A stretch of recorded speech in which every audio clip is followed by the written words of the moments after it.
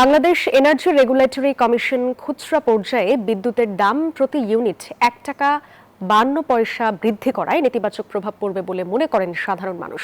এ বিষয়ে বিস্তারিত জানাতে কুমিল্লা থেকে যুক্ত হচ্ছেন সহকর্মী এইচ এম মহিউদ্দিন। যাব তার কাছে। মহিউদ্দিন, বিদ্যুতের দাম বৃদ্ধি নিয়ে সাধারণ মানুষের প্রতিক্রিয়া কেমন দেখছেন?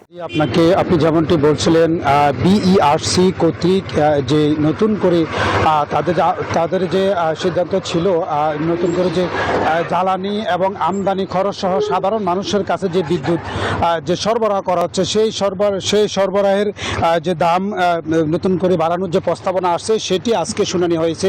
সেই শুনানির মধ্য দিয়েই কিন্তু সাধারণ মানুষ যে আতঙ্কে রয়েছে। আসলে কিছুদিন আগেই যে পেট্রো বাংলা কর্তৃক যে জ্বালানির দাম বৃদ্ধি করা হয়েছে, সেই বৃদ্ধির পরে নতুন করে এই যে বিদ্যুতের দাম বাড়ানো হচ্ছে, সাধারণ মানুষ সেটি আসলে আতঙ্কিত রয়েছে। বিশেষ করে সাধারণ ভোক্তা, আবাসিক এবং যে ক্ষুদ্র উদ্যোক্তারা রয়েছে, তারাই কিন্তু এই বিদ্যুতের যে নতুন করে উদ্যোগ নিচ্ছে সেটিকে আসলে তারা নেতিবাচক দেখছেন। বিশেষ করে আমি এই মুহূর্তে অবস্থান করছি কুমিল্লা পাওয়ার গ্রিড বাংলাদেশ পিএলসির যে কুমিল্লা দক্ষিণাঞ্চলের যে ১৩২ এবং ১৩৩ কেবির যে গ্রিড উপকেন্দ্র রয়েছে, সেই উপকেন্দ্রের সামনে।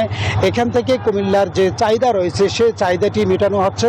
এবং বিশেষ করে এখানের যে একটু আগে আমার সামনে আপনি দেখানোর চেষ্টা করছি যে জ্বালানি বিদ্যুৎ উৎপাদনের জন্য যে জ্বালানি প্রয়োজন, সেই জ্বালানির এই মুহূর্তে তারা এখানে ঢুকছে। এবং এখান থেকে তারা যে কর্তৃপক্ষ তারা জানিয়েছেন আসলে নতুন করে বাংলাদেশের যে চাহিদা বাড়ছে এবং পূর্বের যে নির্ধারিত যে দাম রয়েছে সেই দাম অনুযায়ী নতুন করে কিন্তু তাদের এই চাহিদা মেটানোর জন্য ঘাটতি রয়েছে। তবে তারা বলছে যে আসলে যে পরিমাণ চাহিদা সে উৎপাদন খরচ বৃদ্ধির সংকটের জন্য নতুন করে এই উদ্যোগ নেওয়া হয়েছে। তো এই ছিল আমার কাছে কুমিল্লা থেকে সর্বশেষ।